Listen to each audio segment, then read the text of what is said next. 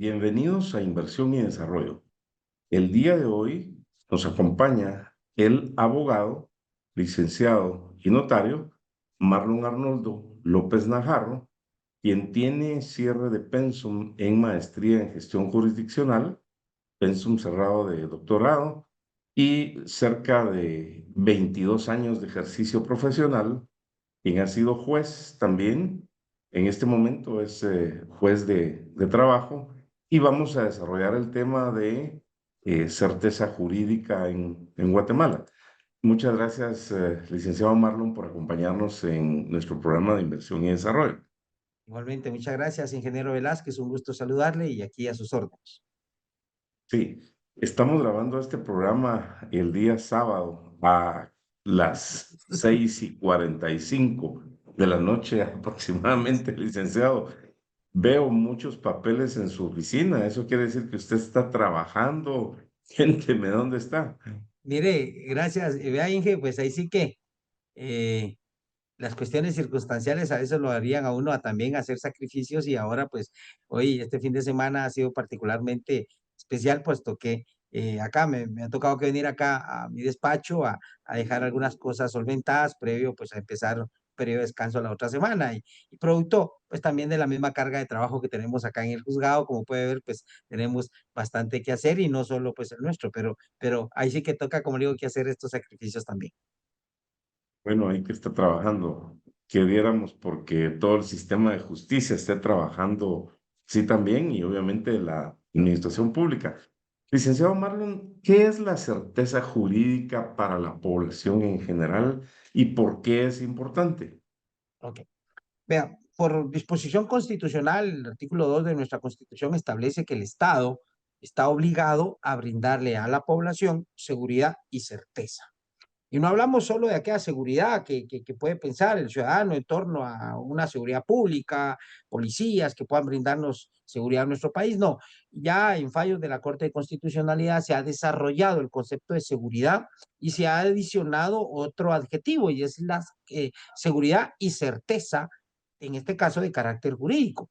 Es importantísimo no solo para nuestros ciudadanos en nuestro país, sino que también para personas en el extranjero, advertir que el Estado de Guatemala tiene o asume como responsabilidad el brindar seguridad y certeza jurídica, puesto que esto va a permitir que el ciudadano entienda y comprenda, o cualquier persona que venga a nuestro país entienda cuáles son sus derechos, cuáles son sus obligaciones, cuáles son sus responsabilidades. Se necesita de un sistema jurídico que permita que la gente entienda claramente estos aspectos. Ello nos va a permitir también generar paz social y por qué no pensar, ingeniero, en el tema de inversión en nuestro país. Si no hay un Estado que brinde condiciones de seguridad y certeza jurídica, va a ser poco atraíble para la inversión de capitales extranjeros. Qué interesante. Entonces, la certeza jurídica para nosotros los ciudadanos, en este caso en Guatemala y en cualquier país del mundo, es muy importante y debe de haber justicia pronta y cumplida. Por supuesto, Exacto. también qué bueno que usted mencionó el tema de las inversiones, los empleos, las oportunidades y las empresas, porque tenemos que tener claro que la única forma de sacar adelante a Guatemala es a través del desarrollo que se crea con las inversiones de capital, con la generación de empleo y con las oportunidades. ¿Cuáles, en su opinión, licenciado Marlon, algunos de los retos que tienen ustedes como profesionales, abogados y notarios para fortalecer el derecho y la certeza jurídica en Guatemala y en cualquier país del mundo?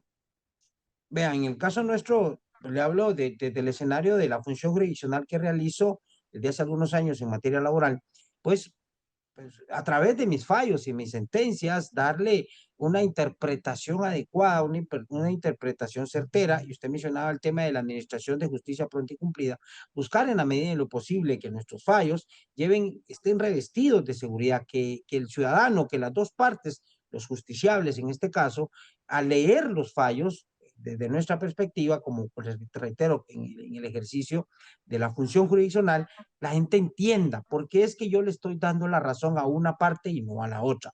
Ahora bien, partiendo del otro escenario, en los abogados, en los colegas que brindan asesorías u orientaciones jurídicas, asesoran empresas, patronos, etcétera, pues ellos también cargan a cuestas, producto de un debido ejercicio profesional, la responsabilidad de orientar adecuadamente a la persona que está requiriendo su asesoría, decirle, explicarle de una manera comprensible cuáles son las responsabilidades que asume al realizar una contratación de una persona, al celebrar un contrato de cualquier naturaleza que sepa y traslado la seguridad y certeza jurídica a eso también, ingeniero. O sea, en los contratos debe de existir plena claridad y conocimiento de cuáles son tus obligaciones y cuáles son tus derechos. Y en ese contexto, los profesionales de que brindan este tipo de asesorías, también, repito, tienen a cuestas mucha responsabilidad, mucho compromiso en orientar adecuadamente a la persona que le pide la ayuda. Y aquí le cierro mi comentario con esto. En muchas ocasiones, lamentablemente, algunos colegas, porque yo lo veo en los procesos, le dicen a su cliente, va, mire, hagamos esto y hagámoslo porque esto ahorita le va a permitir a usted ahorrarse dinero. Pero ojo, esto más adelante, ante la exigibilidad del tutelar del derecho y que acude a los órganos jurisdiccionales, va a exigir la reivindicación de ese derecho. Y esa reivindicación del derecho va a traer también consecuencias económicas, incluso hasta más fuertes de las que pudo haberse evitado al momento de celebrar cualquier contrato.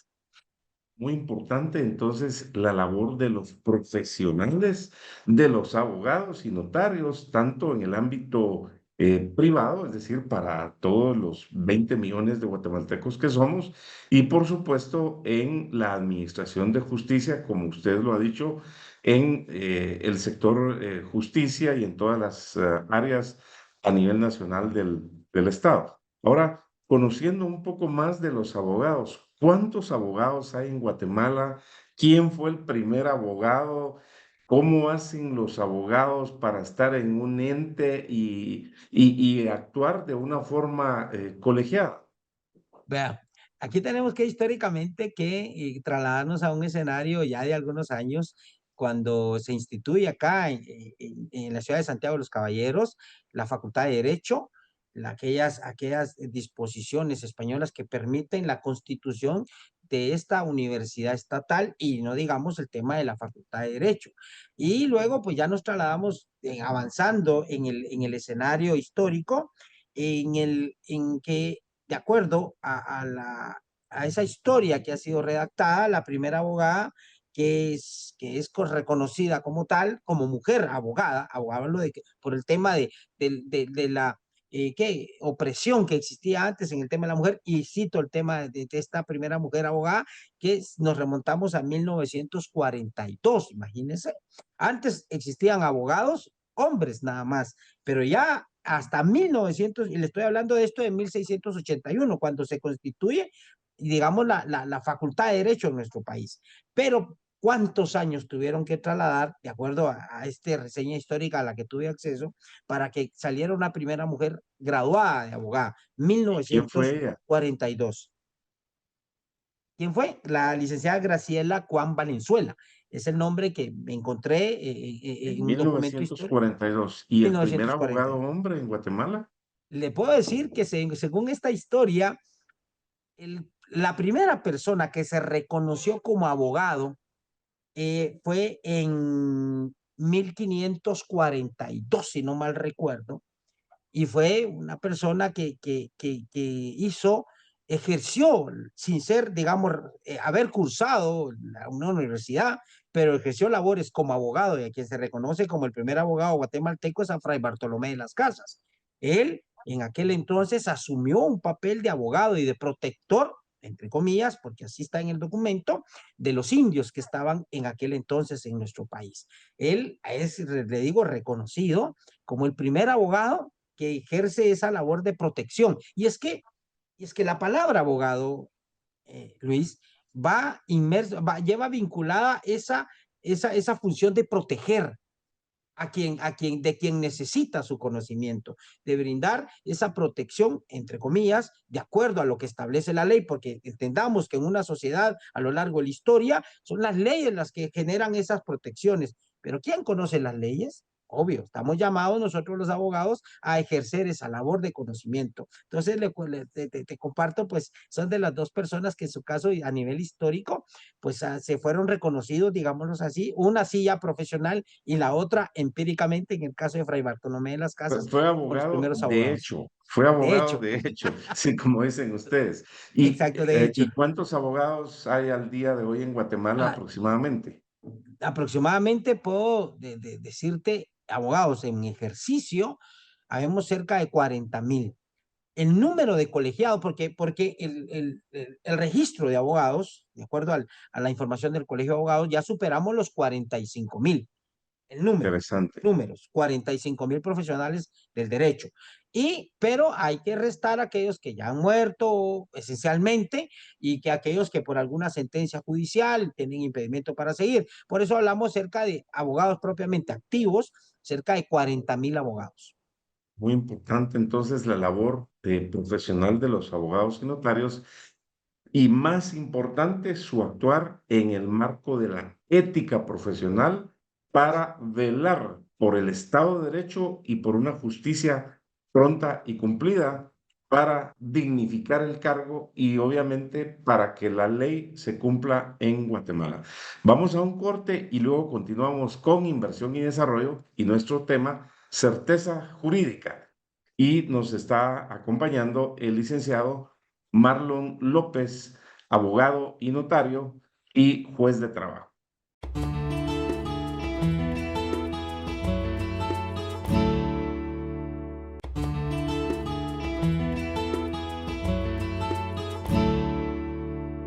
Continuamos en inversión y desarrollo y nuestro tema, certeza jurídica, en lo cual nos sigue acompañando el licenciado, abogado y notario Marlon López, que también cuenta con una maestría cerrada en gestión jurisdiccional y pensum cerrado en doctorado en Derecho y trabajo con seguridad social y derechos humanos. Licenciado Marlon, hablábamos de esa certeza jurídica, de la importancia de la justicia pronta y cumplida también, pero para la mayoría de los ciudadanos, no todos saben que existe un colegio de abogados y notarios. ¿Qué es? ¿Para qué sirve? ¿Cómo funciona en la estructura del sistema jurídico en Guatemala y por qué es importante como institución? Ok, vamos. Hay que considerar, Luis, que, por ejemplo, el Colegio de Abogados como tal adquiere un reconocimiento jurídico desde el año 1947. En aquellos años posteriores al movimiento revolucionario de octubre, pues surge también como un dato histórico el hecho de que el Colegio de Abogados y Notarios de Guatemala como tal, pues surge a la vida jurídica. ¿Sí? El Colegio de Abogados, pues durante el transcurso del tiempo de los años ha jugado ciertos papeles, podemos decirle, importantes, puesto que en su seno alberga eh, a los que interpretamos la ley. Incluso, por ejemplo, mire, la profesión de abogado está en todos lados, aparece en todos lados. Las empresas siempre necesitan o hacen necesaria su presencia de un abogado, de un conocedor del derecho que permita orientarlos adecuadamente. Bueno, comento esto porque la función del profesional del derecho, del notario, porque incluso acá en Guatemala, a diferencia de otras realidades, Luis, por ejemplo en Honduras allá tienes el título de abogado por aparte y el de notario por aparte. Acá nosotros, al egresar de una universidad, adquirimos 3 títulos: licenciados en Ciencias Jurídicas y Sociales, lo cual nos habilita a dar clases en universidades, y ya luego vienen otros posgrados como maestrías, doctorados, etcétera, etcétera. Esto es básicamente cuestiones académicas. El título de abogado, que nos permite ejercer la profesión liberal de abogado en cualquiera de los escenarios, de acuerdo a los estatutos del Colegio de Abogados, y la profesión de notario. El notario es el que también tiene sobre sus espaldas dar seguridad y certeza jurídica en la creación o instrumentalización de los negocios jurídicos. El notario es el llamado a elaborar todas las escrituras que hacemos o que conocemos y que han ido durante en una época reciente, Luis, ha habido una cierta evolución, por ejemplo, algo así rapidito con el tema de los traspasos de vehículos. Antes se hacían obligadamente por medio de un notario. Después surgieron los títulos de propiedad, pero que el notario intervenía porque tenía que legalizar las firmas del endoso del título de propiedad. Y ahora tecnológicamente ya vemos que existen traspasos de carácter electrónico que están bajo la responsabilidad de un notario. Entonces, o sea, estas profesiones advierten y están a diario en el quehacer del ciudadano común y corriente. Entonces, regresando a tu pregunta, el tema del colegio de abogados, en él estamos congregados, licenciados en ciencias jurídicas, abogados, notarios, y adicionalmente un dato muy importante y que mucha gente desconoce, es que también hay otras profesiones que están ahí albergadas. Tenemos licenciados en ciencias policiales, tenemos sociólogos, tenemos internacionalistas, tenemos criminólogos, tenemos criminalistas. O sea, mínimo tenemos 8 profesiones albergadas en el seno del Colegio de Abogados. El colegio, digamos, de acuerdo a las leyes en nuestro país, está llamado a ejercer una función importantísima. Y acá en nuestro medio ha sido para algunos criticado, para otros pues de alguna manera alabado por la transparencia de los procesos, ha sido actor activo, digamos, perdón por la redundancia del término, ha tenido participación activa en la elección de personas que forman parte de ciertos cuerpos colegiados, como las denominadas comisiones de postulación, que cumplieron una función de mediados del año pasado Y en para final. resumen, licenciado Marlon, ¿para qué sirven las comisiones de postulación y en qué procesos del sistema de justicia participa el Colegio de Abogados y Notarios? De una forma resumida para ilustrar a nuestra Rápido, audiencia. te cuento.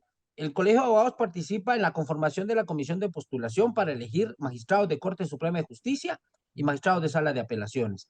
También el Colegio de Abogados, de manera directa por elección popular de la Asamblea General, elige un magistrado de la Corte de Constitucionalidad.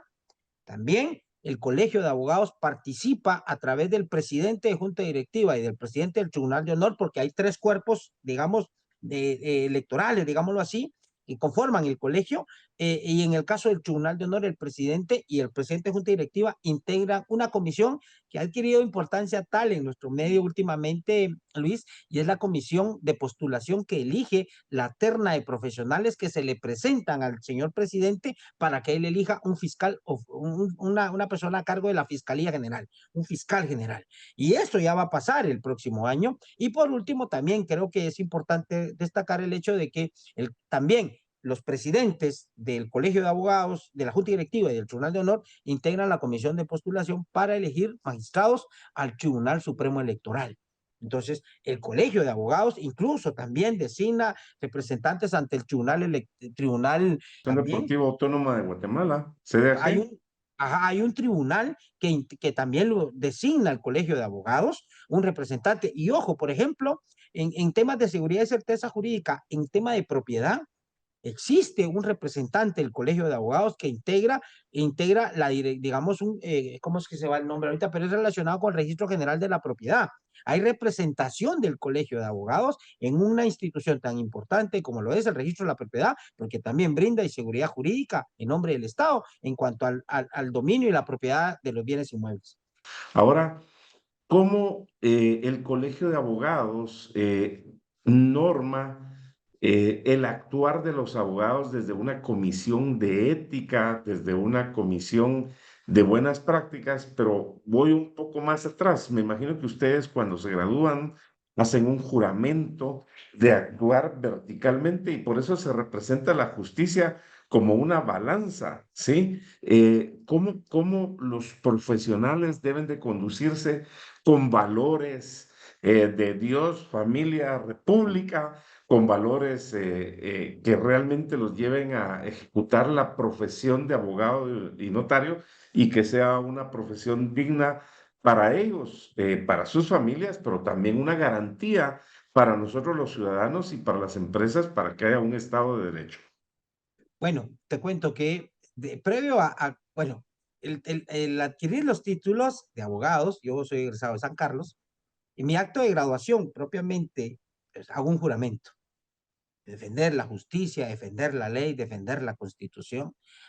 Aparte, cuando nos colegiamos, hay un acto de colegiación propio del Colegio de Abogados, en donde ya se nos asigna un número de colegiado y se nos habilita para el ejercicio de la profesión, hacemos otro juramento y nos entrega un código de ética profesional que tiene sus postulados, sus estamentos que nos orillan, incluso hasta hacer algo tan sencillo. Y tú hablabas de un sector de la población vulnerable, violentado en sus derechos a lo largo de la historia, como la población indígena. Estamos llamados a ejercer una defensa de oficio, una defensa de honor gratuita para el desválido, para el desprotegido. Estamos llamados a ser el abogado, los abogados del pueblo.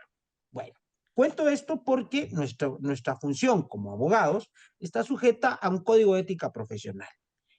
Y nuestro actuar está sujeto a que podamos ser objeto de una denuncia.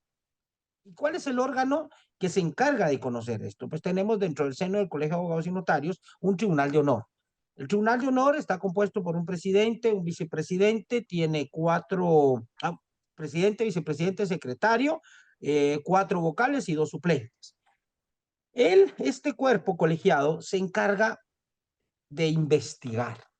Es un ente investigador. El tribunal, la persona que ha sido perjudicada por algún mal proceder de un profesional del derecho, presenta la denuncia al Tribunal de Honor. El Tribunal de Honor, pues, llama, le confiere audiencia al denunciado, lo escucha en su libre ejercicio de defensa y hace una investigación, determina qué fue lo que pasó y rinde un dictamen. El Tribunal de Entonces, Honor, lo importante, licenciado Marlon, es que sí existe esa estructura sí, para que los existe. profesionales se puedan conducir con valores y con un código de ética profesional. Vamos a un corte y luego continuamos con inversión y desarrollo y nuestro tema, certeza jurídica para el desarrollo, donde nos acompaña el licenciado y juez Marlon López.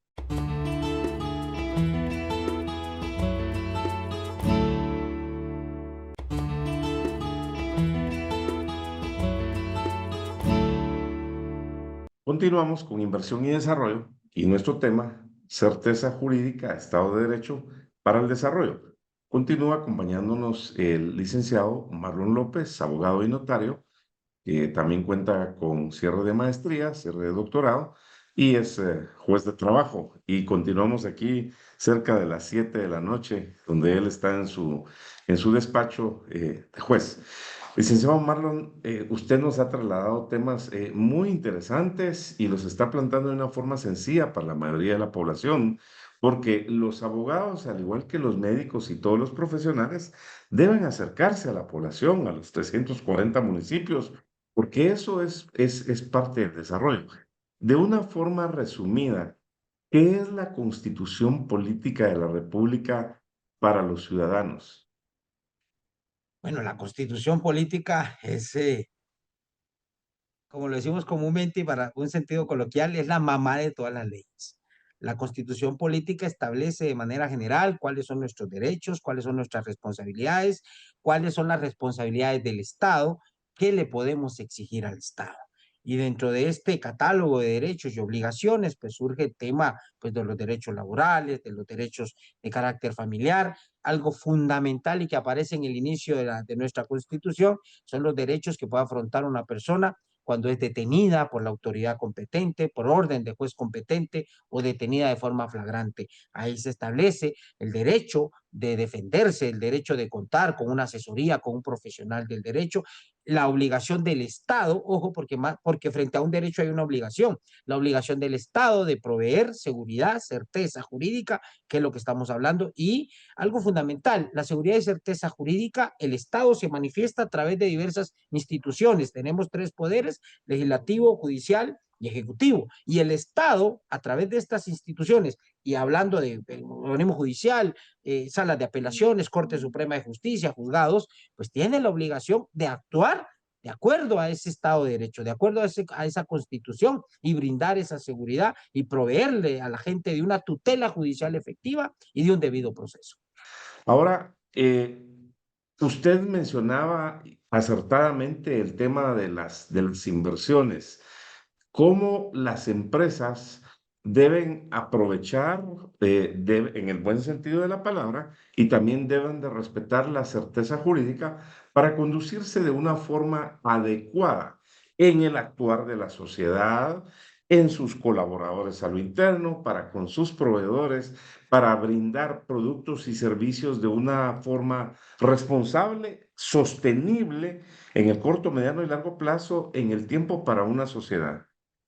Bueno, algo fundamental y créame, el trabajo o lo que debemos de hacer los abogados es hablar con la realidad, hablar con la verdad, explicarle a las personas cómo en su momento está conformado nuestro andamiaje jurídico, la estructura normativa en nuestro país que rige las relaciones de carácter mercantil, de carácter comercial, de carácter laboral. Explicar detalladamente, detenidamente obligaciones y derechos. ¿Qué ventajas puede tener un inversionista? Por ejemplo, ventajas que puede dar el ente fiscal a la hora de que el inversionista pues destine buena parte de su inversión a seguridad social, a protección a los trabajadores. ¿Qué beneficios pueden obtenerse? Entendamos, por ejemplo, que hay ciertas exoneraciones de impuestos en atención a ese cumplimiento de obligaciones de carácter social hacia la población en nuestro país.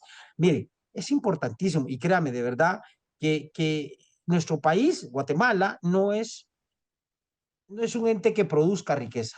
El Estado no produce riqueza. Nuestro país depende de los impuestos. Y en la medida en que hayan transacciones comerciales, que haya comercio, que haya ese giro transaccional, en esa medida también el empresario tiene que saber que tiene que cumplir con obligaciones tributarias. La ley, lo mejor es Exacto, cumplir la cumplir ley la desde el inicio y es donde los abogados, de una forma responsable, de una forma correcta, deben de hacerle ver y asesorar adecuadamente. correctamente a los empresarios para que haya cumplimiento de la ley laboral, la ley tributaria, la ley de todo. Muchas gracias por haber estado con nosotros en Inversión y Desarrollo. Así que nos vemos la próxima semana en un programa tan interesante como el de hoy. Cuando pienso en mi Guatemala, el más bello paraíso, tan grande en historia, tan lleno